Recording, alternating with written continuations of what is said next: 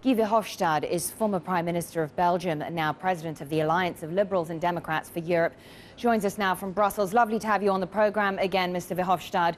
And so let me start by getting your reaction to that figure. A boost to the IMF war chest of $430 billion falls short of the original $600 billion goal.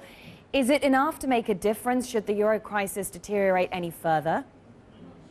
I don't think it's enough. What we are talking about is always about fire extinguishers. And we are talking about the rescue fund in Europe. We are talking about the rescue fund and possibilities in the International Monetary Fund.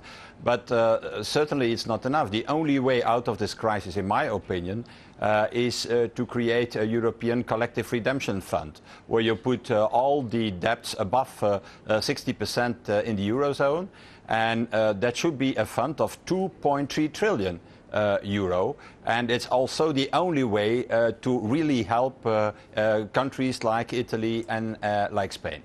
So, Guy, what about the risk that countries like Italy, like Spain, might backpedal or backtrack, I should say, when it comes to those difficult structural reforms if they know a safety net like the one you're describing is actually in place? No, what you have to do is to make the link between the participation to such a fund and, on the other hand, their path to a balanced budget.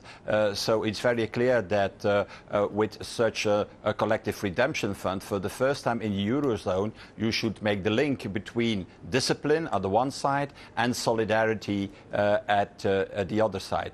But it's, in my opinion, the only way to rescue in the Eurozone, because it's impossible for Italy and for Spain to be rescued if they are still confronted with interest rates above 5%, around 6%, as is the case today.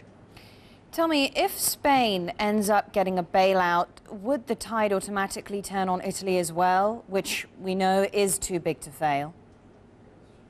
Well, that's the reason why I'm saying that these rescue funds are not enough. You know, the public debt in Italy is near to 2 trillion. So how you manage that if you have only a rescue fund of, let's say, 500, 600 billion euro, even when you add the additional money that has now been decided inside the International Monetary Fund. It's very clear that the only way forward in the Eurozone is a mutualization of the debt.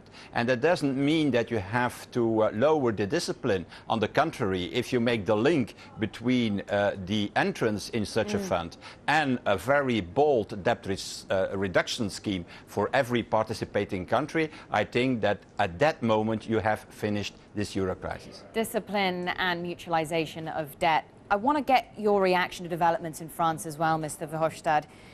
Whoever wins the second round, how difficult is it going to be to enforce the kind of austerity and structural reforms that are needed to not only bring down the country's debt, but then also make it competitive again?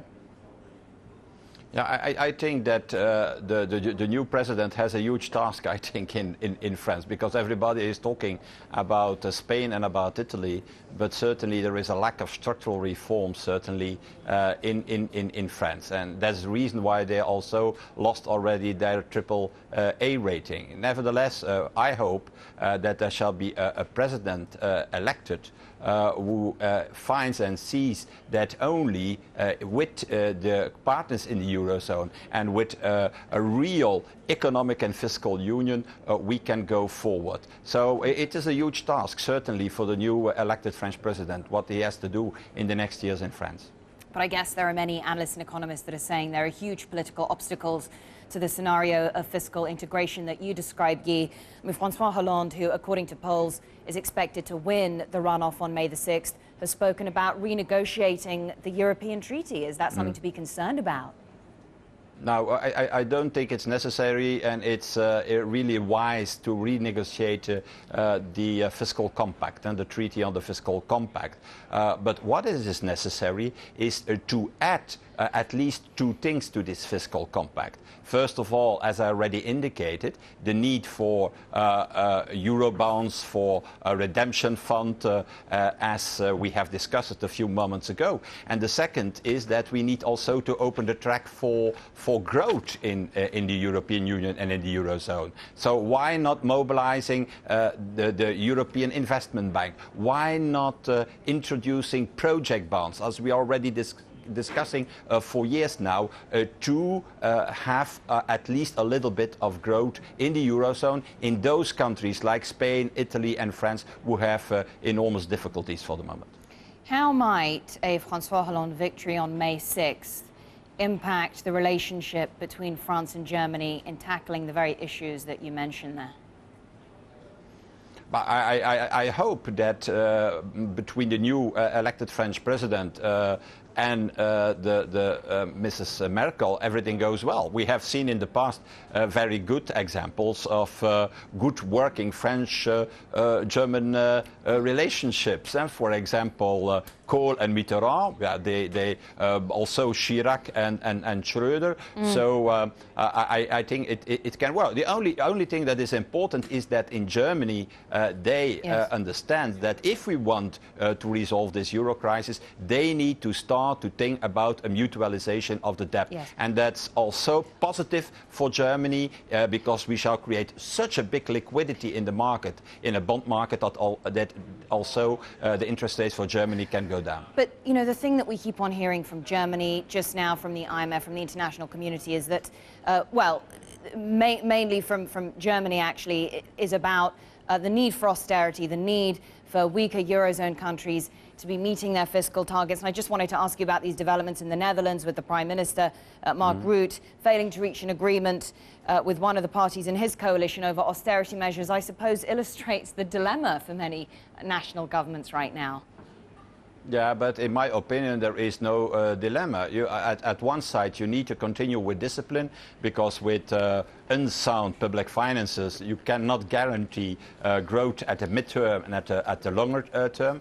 And at the other side, with a mutualization of debt, we can liberate new sources and new resources to finance growth in Europe. And that is lacking for the moment. We have organized the track of discipline, that's very good, and we have to continue on that, but we need desperately also to organize the second track, the track of growth, solidarity, investment, and that the fastest as possible. And my expectation is that after the French president's election and after the approval by the Deutsche Bundestag, by the German parliament, of the permanent rescue fund, we shall have a completely different environment, more prosperous, more positive, to talk about these growth initiatives.